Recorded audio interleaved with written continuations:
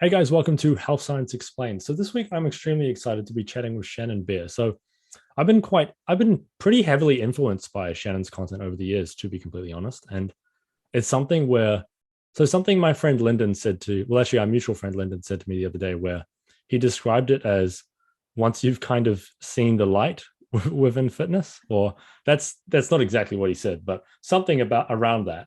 And it's hard to then go and look back. And I think people will understand a little bit more what I mean when we get into this conversation, because I think something that once I talked to you and I got to understand a bit more of where you're coming from in your content.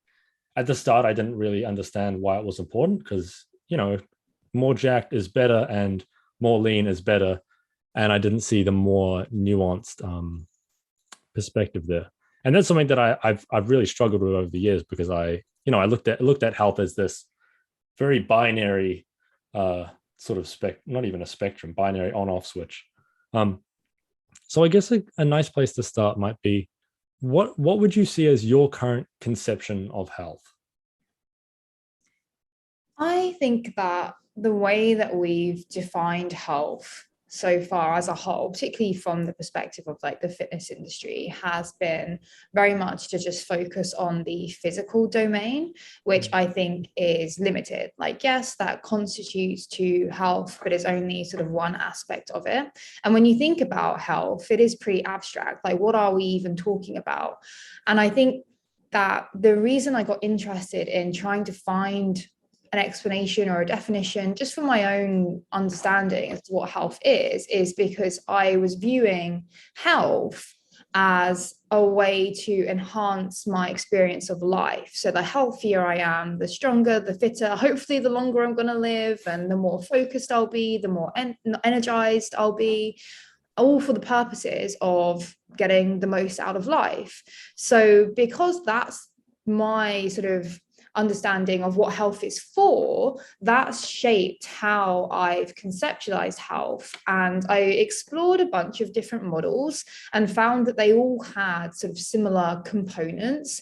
And I've put it all together and I've coined the term flourishing health, or borrowed that from a paper that sort of inspired a lot of this train of thought. And there's a couple of papers by Vanderville, and he talks about flourishing health.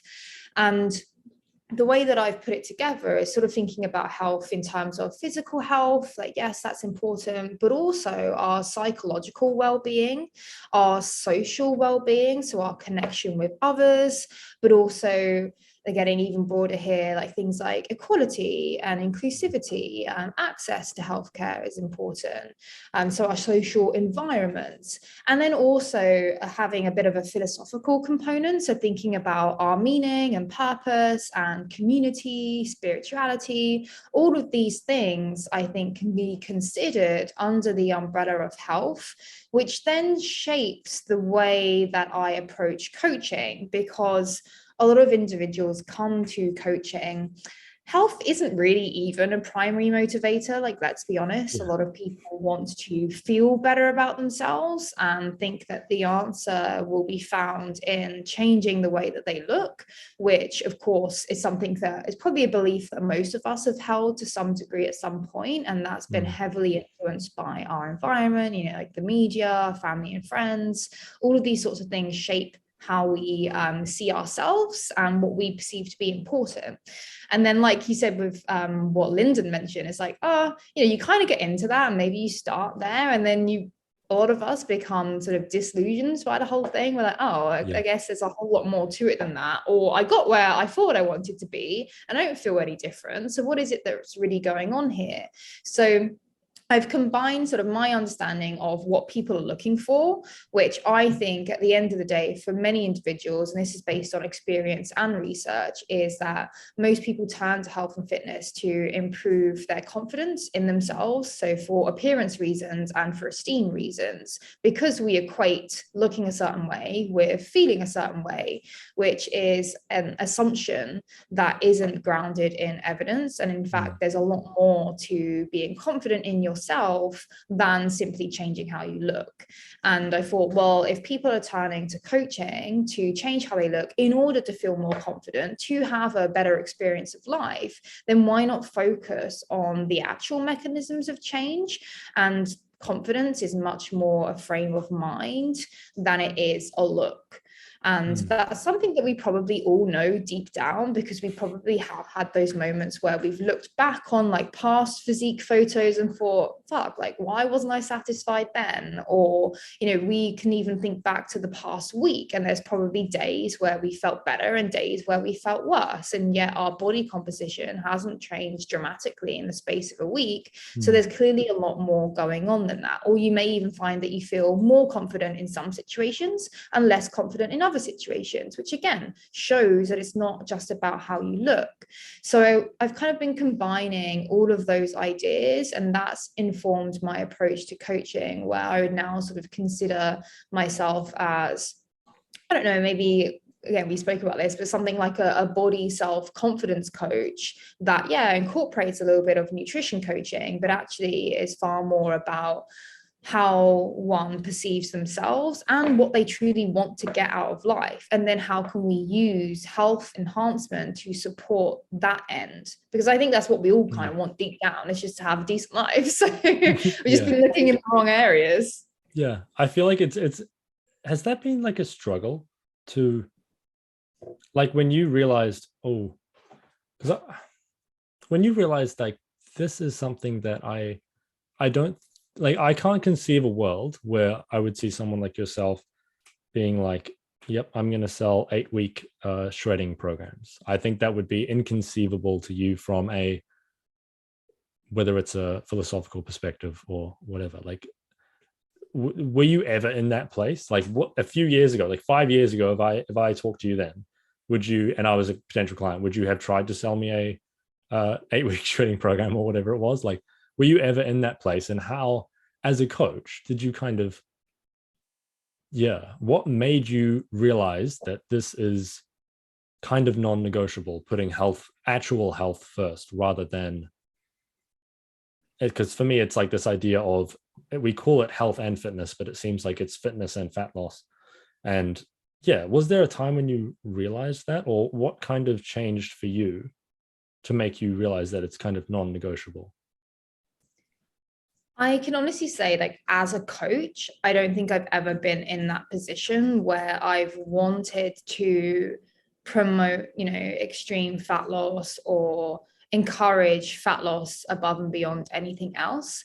I think personally, when I first got more invested in fitness, part of my motivation was, well, I was working out myself because my mum's a personal trainer, and I was very much had a positive sort of introduction to fitness because I always saw her as someone who was very strong, and the training sort of came into that. So I used training as a way to develop my own strength, and whatever that means, like not just physical, but just sort of that feeling secure in yourself, because this is something that I would do for myself. And then I went through a breakup, and I was very much motivated for a short period of time by like Operation Revenge Bod. I'm going to show him, you know, and that got me like more motivated into the gym, but it didn't really last very long. And I was like, oh, I'm over it, like whatever.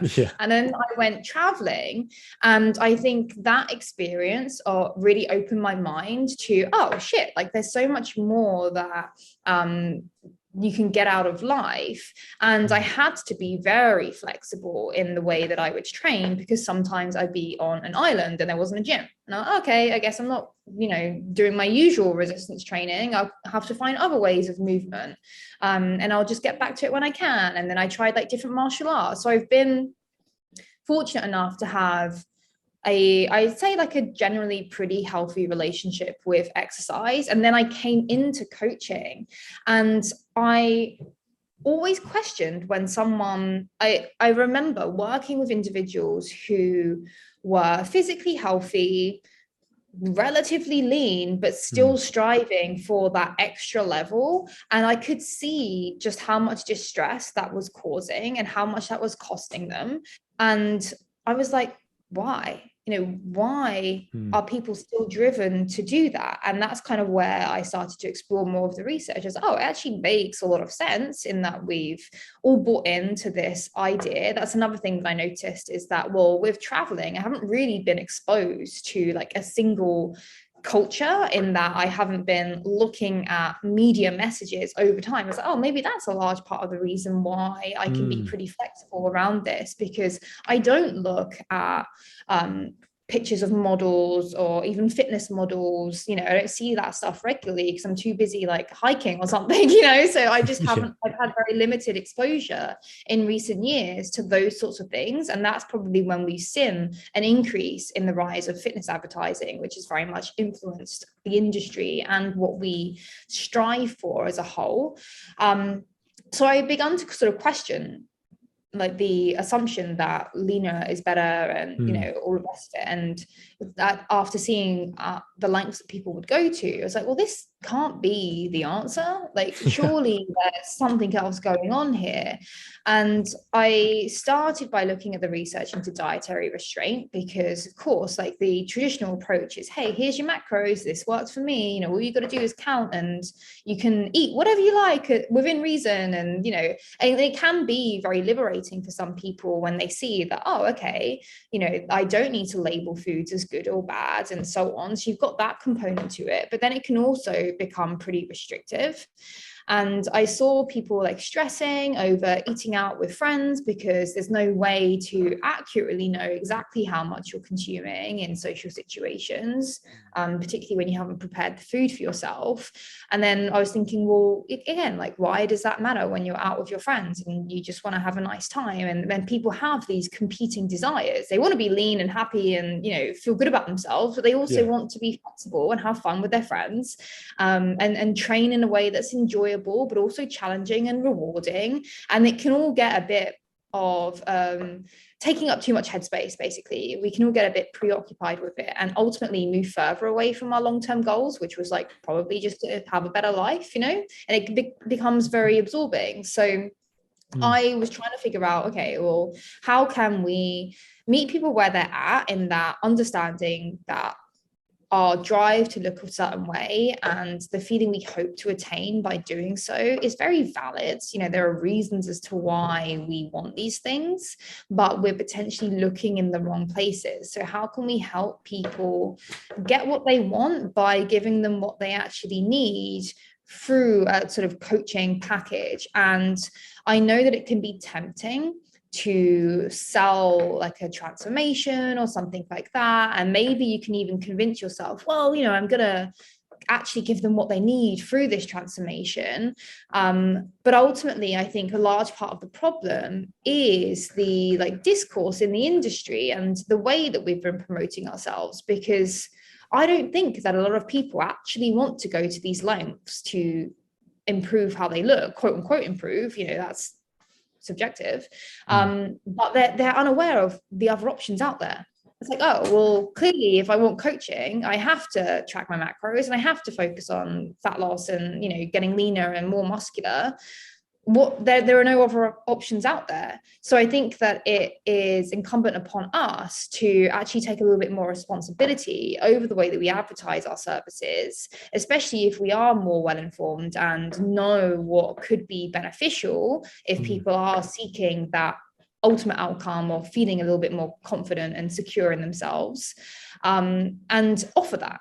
And once people can see the options available, it's like, oh, okay, I didn't really want to like go to those extremes anyway. So now that there is this other option, yeah, sure, that's the one that I'll go for. It's just Hmm. really tapping into what people actually want at the end of the day and what's effective for achieving that outcome. Hmm. I definitely, that's something that I'm struggling with that at the moment, figuring out where the line is. And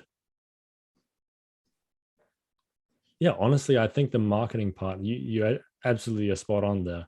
It's like there's this pressure in the industry to sell a transformation. And I, as a coach, it's like you often feel like there isn't any other options.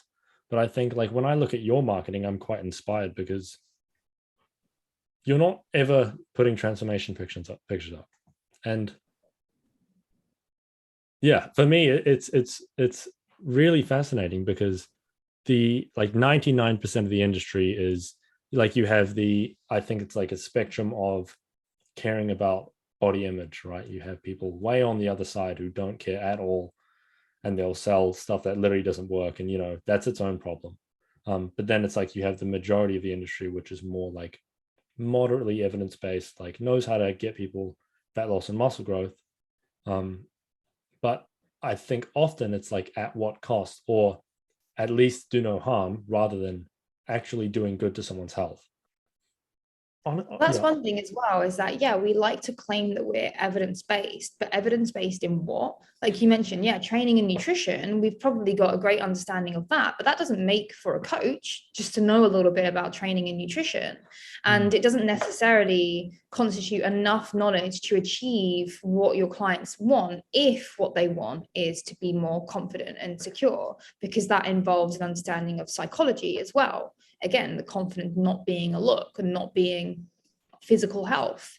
So yes, evidence-based practice, that's important, but what are we considering here? The evidence base of what?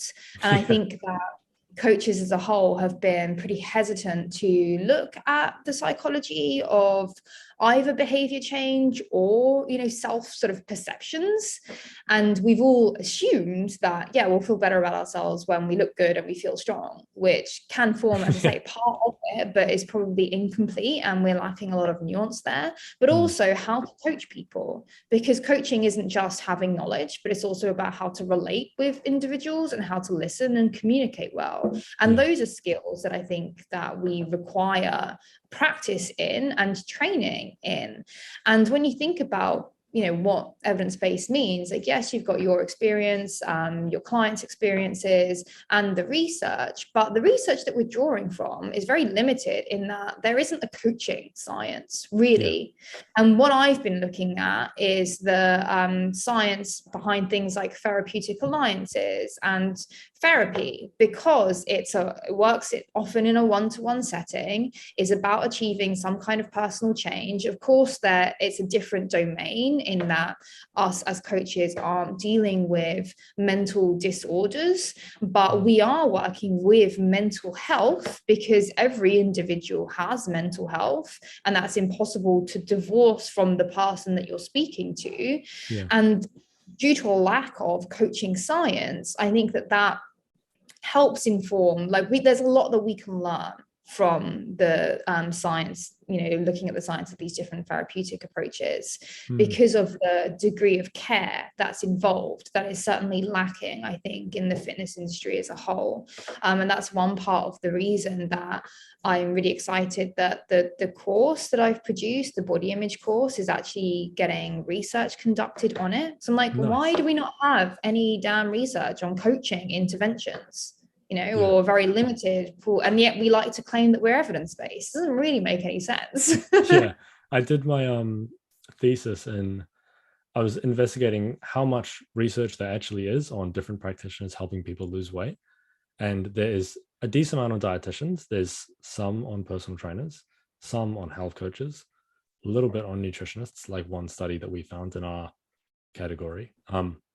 And it is shocking how little there actually is on the effectiveness of practitioners, rather than like, cool, we know, I don't know, this structure of training builds muscle and this structure of nutrition loses fat, whatever. But it's like that is not, yeah, that has nothing to do with coaching. It's like you can implement all these methods, but yeah, if we can't evaluate the effectiveness of different practitioners, then how can we be confident in their effectiveness? And it's yeah, it's honestly something where, like, as you sort of talked about before, where it's trying to figure out like, what am I within the industry? Because am I a health coach? Am I a body self-confidence coach? Am I a personal trainer? Because I don't feel like a personal trainer, because I feel like there's a lot more to it. And ideally, like, I think if you want to call yourself a coach, it should be more than just I get people fat loss and muscle growth, and that at all costs. And I feel like that's Yeah. kind of how the industry has operated for a long time. It's like, cool, if someone gets more jacked or more shredded, the job's done. And it's Yeah. very, very simplistic. And I don't know. I do find it hard as a coach because I get individuals applying for my services, because I guess the problem, and to I guess critique my own services for a second, it's like my brand for a long time has been muscle, and that has downsides.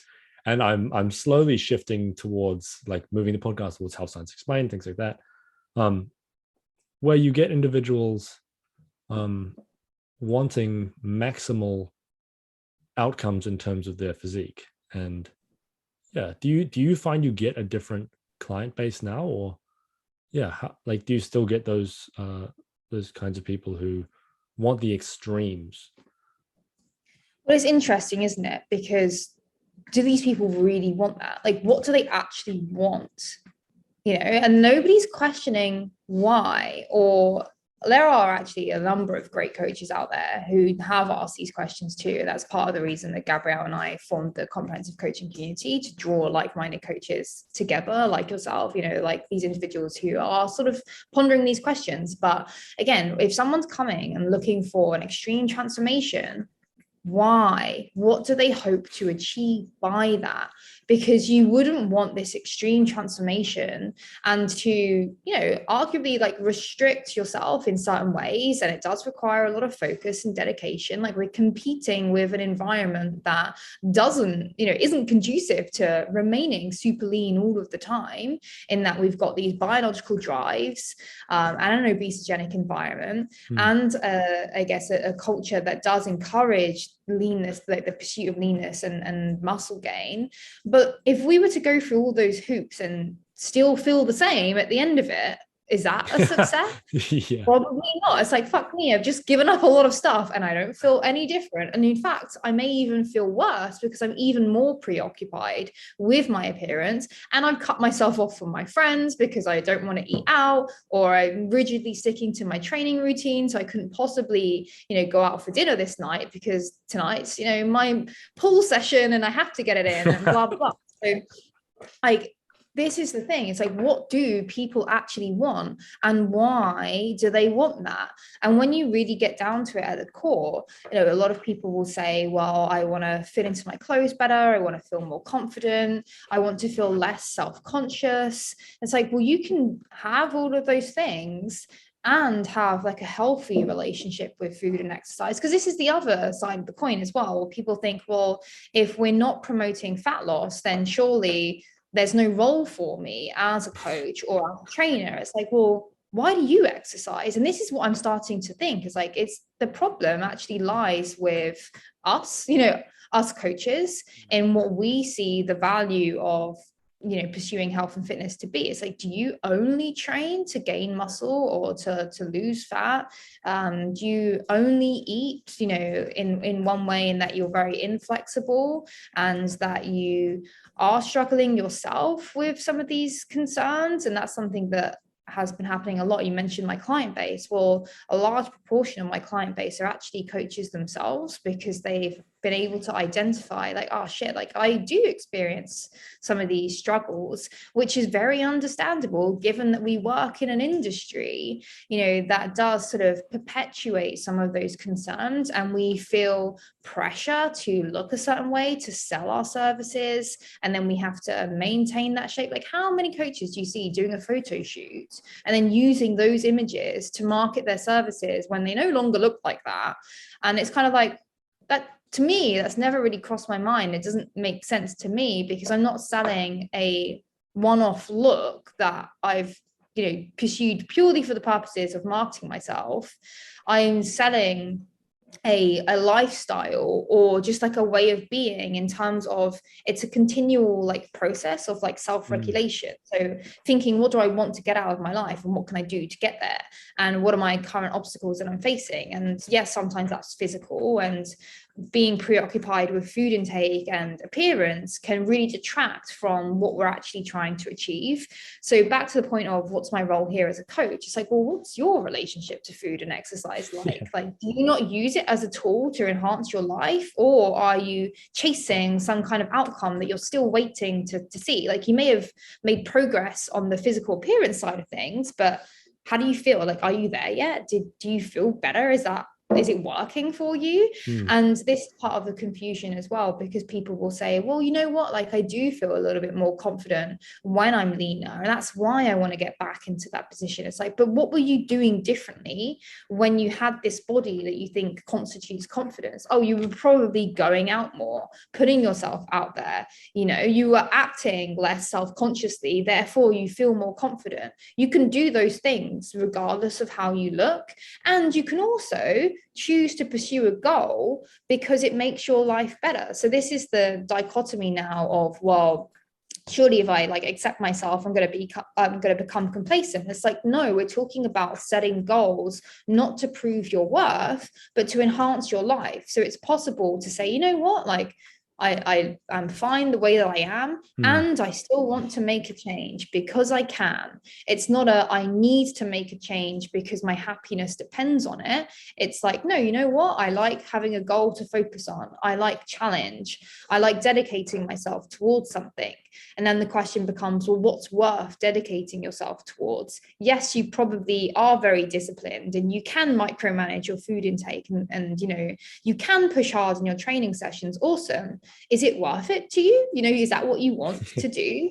And that's what we're getting at here. So there's certainly a role for training, nutrition, like it can, you know, improving these things can really enhance our lives if we do so in the correct way and for the right purposes, and then thinking about what else, you know, can I do and what else can I focus on. Yeah. So I do think that coaches themselves, it would be beneficial to really examine, you know, what it is you're trying to achieve, and like the change starts with you personally in exploring your own relationship to health, fitness, exercise, food, you know, life in general, and how it all fits in together, and then how that informs your coaching, because it's going to be impossible to separate your own experiences from the coaching that you're doing. Yes, of course, you're working with individuals, but your perception of things is going to be clouded by your experience. Like that's inevitable, and that's okay, as long as you're able to recognize that and listen to like the person that you're working with to help them figure out what they want. So I really do think that the change starts with us. And then on the topic of transformation, it's like, well, you are still selling a transformation, because a transformation is just a change. No one's going to pay for your services and not change anything and stay exactly how they are. Like, we want to change, but again, what kind of transformation are you selling, and why does it need to be observable? As in, why do we need to be able to see that reflected in physical outcomes? That to me is an indication that you're not doing it for yourself if the change needs to be observable, because you can't even see yourself half the time unless you're looking in a mirror. So why, like, who are you trying to prove it to? If it's for you and yourself, this transformation can take place within you and nobody else has to even know about it, and yet you've benefited from it. So again, it comes back to this idea of like, why are you doing what you're doing and who are you doing it for at the end of the day? Because it's your life and it's your experience of your life, which only you know deep down. So again, like, why does this transformation have to be observable? And I think as coaches, there are ways to market our services without visibly like using a before and after photo, for example. Why not just the after, as in, hey, this person is having a decent, you know, they're really enjoying their life, they feel better about themselves. Like, we don't need to see what they looked like before, we don't even need to see what their body looks like now. You can just use a person, your client. You know, I sometimes, if I'm asking for a testimonial and a photo to go alongside that, I'll just say, can you just send me a photo when you feel your best? And it's usually people out traveling or with their friends, with their loved ones, like cuddling their loved ones, going out for a meal, like doing something that they feel, you know, when they feel like the most alive. I'm like, great, that's the photo that I'm looking for. I don't need to see your abs, like, who cares, you know? And that's the funny thing as well. It's like, half of these transformations, like, have they maintained that? Do they even feel better at the end of the day? You know, a lot of the time, the leaner you get, the worse you feel anyway. So again, it's all like thinking, I think just thinking a bit more deeply about what it is that you're trying to achieve and how you can represent that. Because the difficulty with this approach is that you are actually going against deeply ingrained beliefs. It's not an easy sell, you know? So there is that I guess that consideration to take in mind is that you're probably playing more of a long game. And it may be difficult in the beginning to market your services because you are offering something that speaks against, the traditional fat loss equals success and happiness approach, which is arguably an easier sell in the short run. But have confidence that, in the long run, if you're selling something that ultimately works and helps people to achieve changes that they haven't really been able to achieve before. I work with a lot of people who've had a lot of coaches. And so why are you still looking for a coach then? What was lacking, right, in these other approaches? And it's the results that are going to speak for themselves at the end of the day. A lot of my clients now come from referrals. I had a really great experience. I didn't even expect this to happen. Now I'm going to tell like friends and family who will also benefit. So how much are you relying on social media at the end of the day?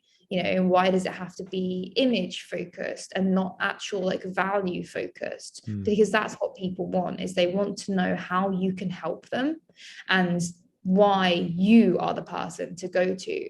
And ultimately it's the value that you provide that is going to convince someone of that. And that doesn't have to be shown in a photo. Yeah, that may work short term, but in the long run, if this is your career and you're going to be doing this for a while, you might want to consider how that works long term. 100%. I think that's something that, going back to the reflection of how you feel about your own journey of fitness, that's something where I definitely started from a place of I do think a lot of this conversation is quite it's quite real for me, because I think back to 2 years ago, and there was 0% of it was, hey, what about like, how's your overall well-being? That wasn't even in the picture for me. And yeah, now I'm more and more trying to transition towards closer to this, trying to actually consider health, because now I've realized because I used to, when I thought about health, I thought about, okay, cool, there's decreased rates of diabetes. That was the only thing that I could conceive as improving health to make the world a better place. And I saw that as the biggest impact that I could have. I didn't conceive of the meaning and experience and all that. I didn't conceive that I could have that effect on people whatsoever. I didn't see it as possible. Well, even if we are just focusing on physical health, why is it that we see overweight as unhealthier than underweight? When we're promoting these extreme physiques that are super lean, that's not physically healthy either. And yet it's better to be underweight than it is to be overweight. That doesn't make sense if you are genuinely concerned about physical health, which again, it's like, it's not even about health at the end of the day.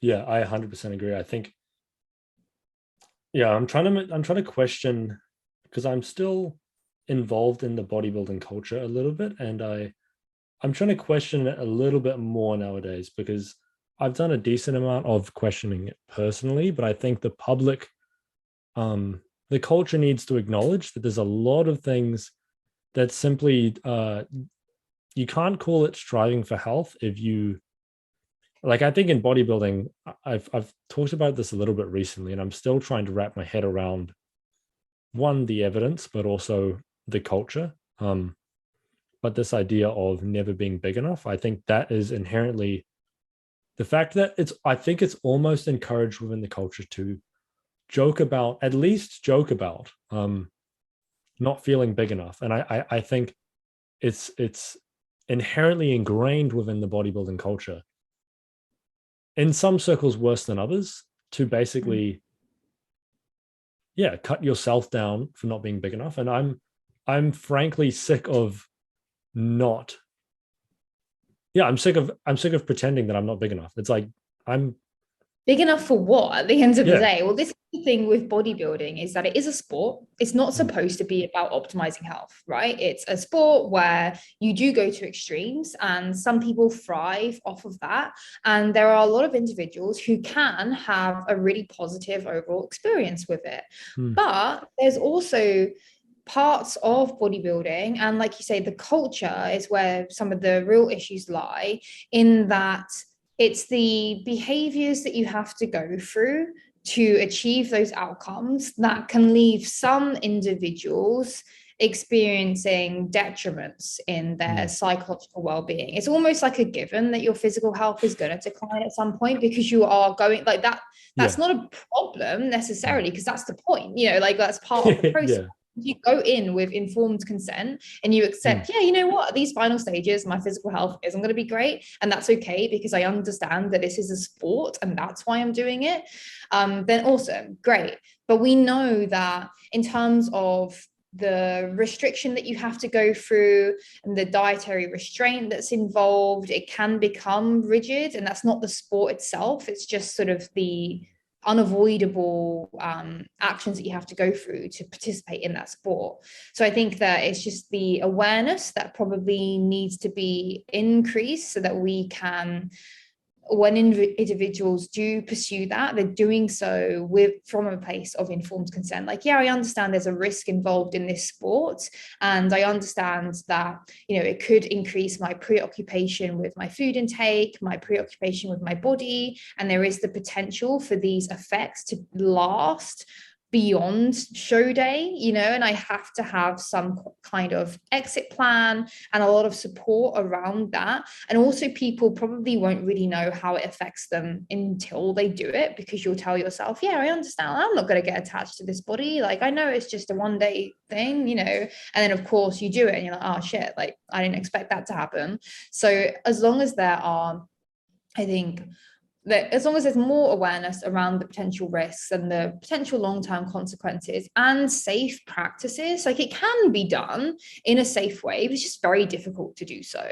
And as long as we're aware of that, then it's not the sport itself that we need to bash, but just the way that we approach it, and potentially the way that it's glorified. Like you say, like I think a lot of people do it not just from, well, I really love a challenge. Okay, there are 1,000,001 ways to challenge yourself in life. Why do you choose a bodybuilding competition? And a lot of people do like to use those photos again to promote their services, which is fine. If you're working with bodybuilders, are you going to work with bodybuilders, or are you working with like general population as well, and using those photos to, again, elicit that, hey, this body equals success, equals happiness, look at what I can accomplish and achieve. It's like, you dieted yourself, like great, like I'm not putting that down, but also, why is that the only thing that we value? Aren't there other ways to challenge yourself and to show people that what you can achieve? And again, why is it about what you can achieve and not what you can help them achieve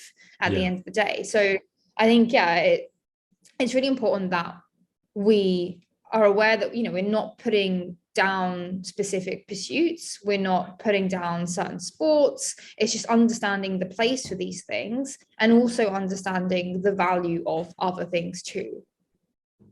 100%. Yeah, I think it's a subject that I'm really trying to wrap my head around, because if I want to speak about it, it's like there's no point of me speaking about it from a place of pure ignorance, or if I instantly turn people off to the conversation.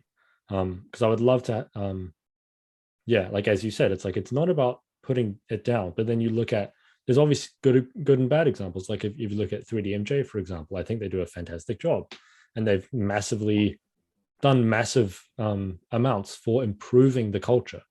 And I think they've been very, very successful. That's a shame, is that it can be very rewarding. I think people can learn a lot from, I've never competed, so I'm just making assumptions here, but I think that people can achieve a lot from it. And it's a shame that it's then tainted and, has a lot of these like risks involved. So I think that it is very valuable, the work that they're doing to talk about some of these issues, and again, offer some solutions so that people can go in with that informed consent, because there is a lot to be gained from it if that's something that you truly want to do. But it's again, why is this important to you, and is it worth it at the end of the day? That's something only an individual can answer. I think if more coaches asked why more often and felt as though that was within their scope of practice, because I feel like people are scared to ask these questions.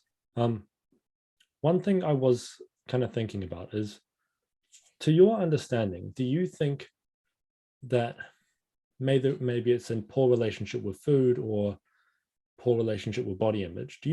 How do you think these things come about? Is it a continual reinforcement process, or what do you think? Yeah, what do you think leads to these kind of issues? Just more Yeah, broadly, not just in bodybuilding. yeah. A large part of it is the way that we're influenced by our environment. We are social beings. We all have the desire to belong and to be accepted.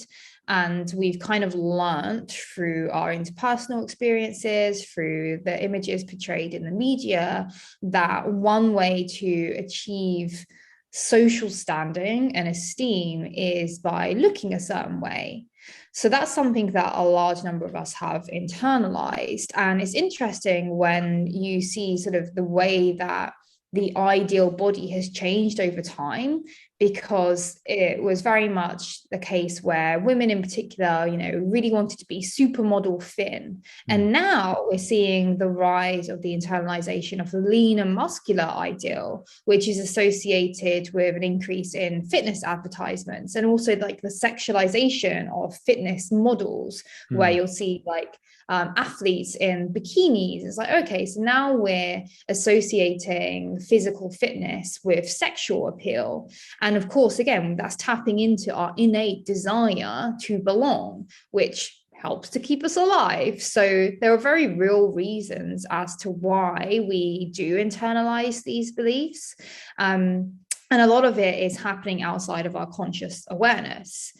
So that's why it can be very difficult to move away from that. And also why I think we as coaches have a lot of responsibility in the way that we advertise our services, because we can either begin to undermine some of these assumptions due to the risk of harm, and due to like, it's such a shame, I find, that we can be contributing to a lot of these issues, because there are so many reasons to exercise, right? There's so many reasons as to why fueling yourself with like generally nutrient dense food, but also having some fun and flexibility as well, like the impact that that can have on our quality of life is huge. And why are we missing out on that by purely focusing on physique changes?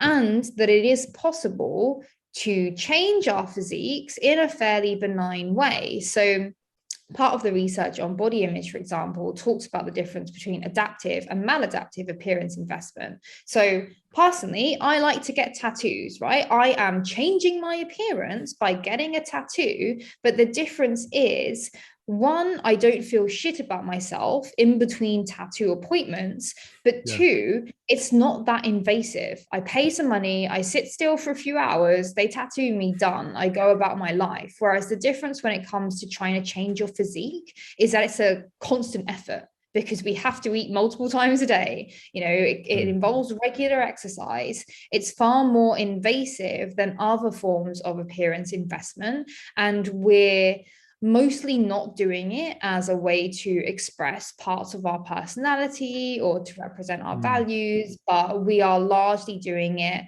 to achieve some form of esteem and status. And when you think that, at the core of it, what we want is sort of connection with others, that's such a shame, because our pursuit of physical perfection can take away from genuine connection.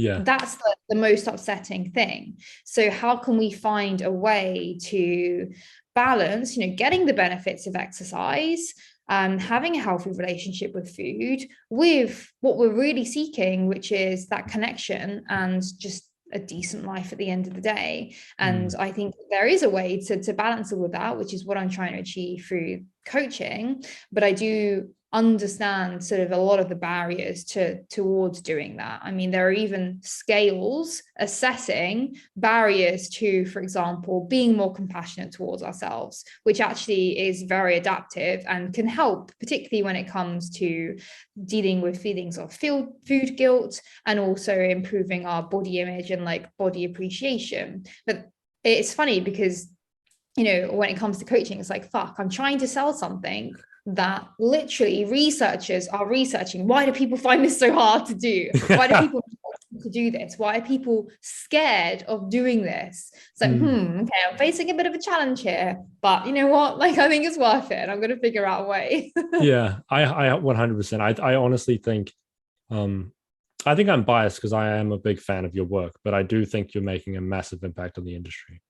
And like I think maybe this is my bias, but I think men in particular are, it's not just scared to show emotions, but I think that's a big part of it, where it's like I find it much harder for I'm pretty good, I think, at getting guys to be vulnerable with me. Because I don't know why, but I think I'm pretty good at that.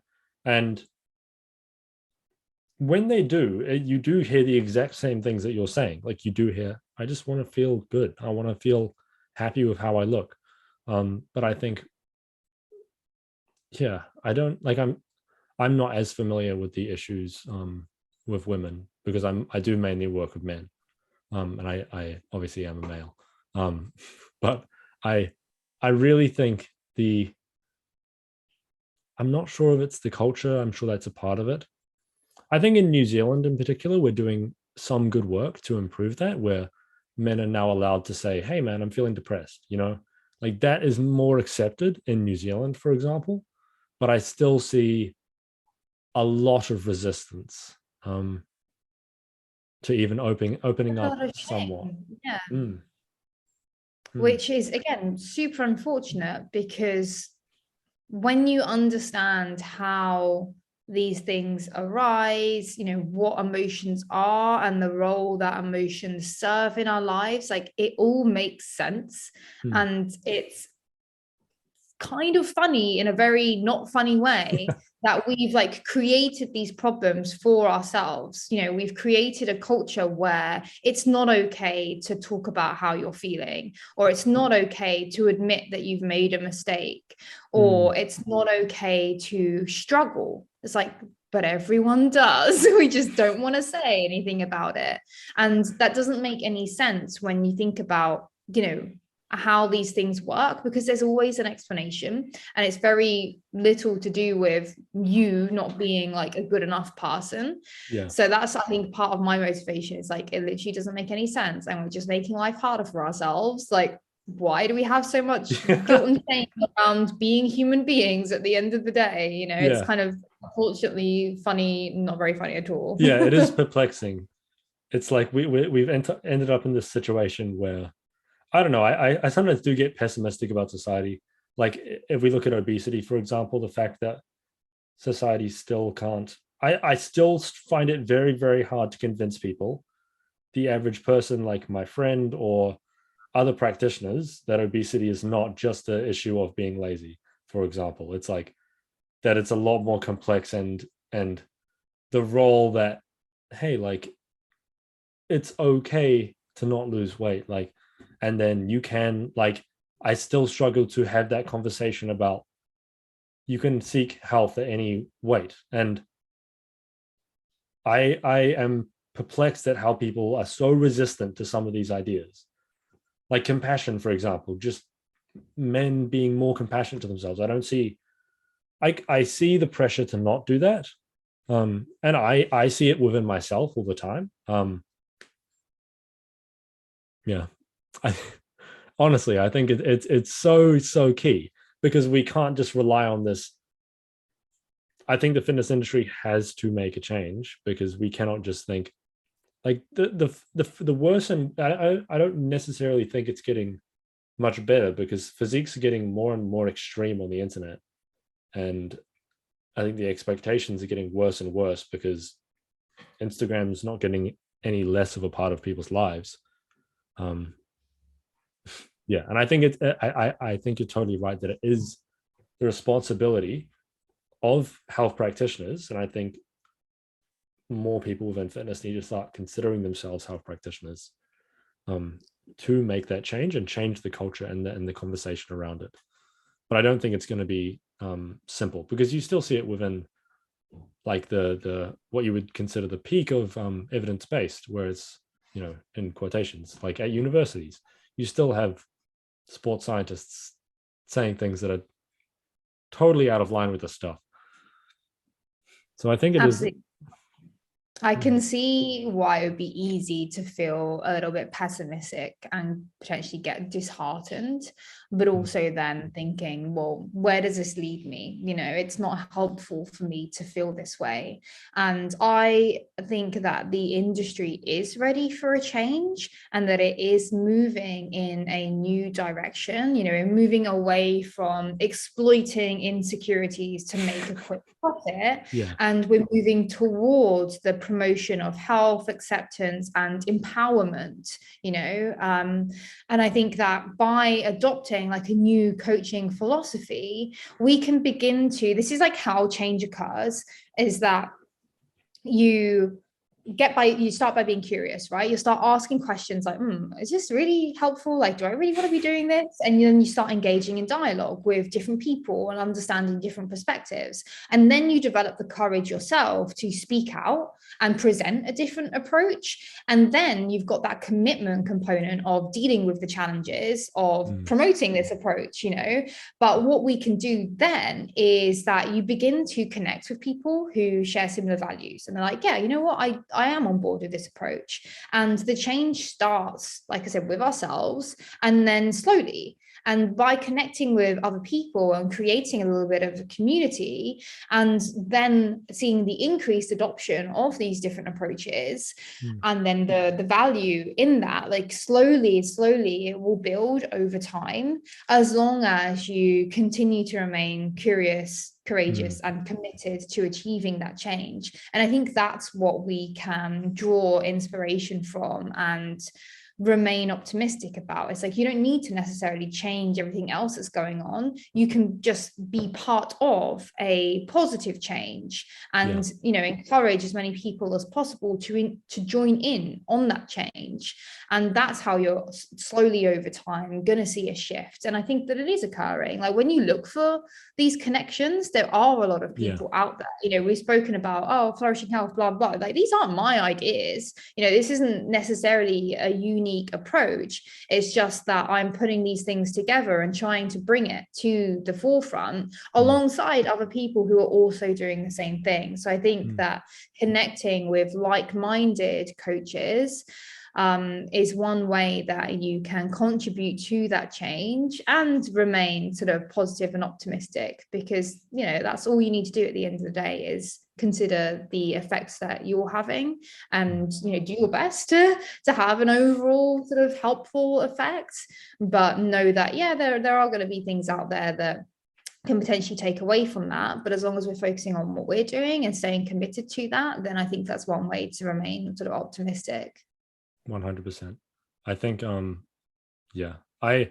definitely less pessimistic, much less pessimistic than I am.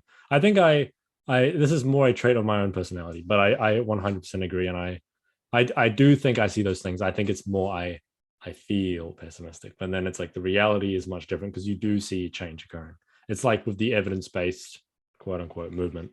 A few years ago, I thought that was getting nowhere, but now it's pretty damn obvious that we're embracing science a little bit more and understanding the utility of it. And obviously that comes with its own issues and all that. But I think that would be a nice place to end it off. But was there anything, firstly, was there anything you wanted to reiterate or make clear about what we spoke about today? Perhaps maybe just the point that it really does start with us as individuals. And I think it's really worth exploring, you know, what do I think health means to me and how do I embody that in my own life? So what do I do that supports my health and well-being? And you'll probably find that that goes beyond just eating vegetables and protein and training. You know, there's probably other things that you're also doing. And then thinking about, you know, what do I really want to achieve here at the end of the day? And I think with coaching, again, this is where I've drawn from like therapy. They require supervision as therapists. There's no requirement for that as us as coaches. There are no standards for coaching. So I think that it's incumbent upon us to create our own standards and potentially have some kind of personal practice where we do reflect on these things and we do embody these things, and we are continually working on ourselves, because it's a process, and I think that we perceive ourselves to be in some kind of like hierarchical relationship where we're like better than our clients or more experienced and more expertise. It's like, well, you just have a different vantage point and you're assisting clients. And I think that we need to assume some responsibility in our role, in our ability to evoke sort of change and motivation from our clients rather than putting it all on them. So that's just something as well, like really explore your relationship to health,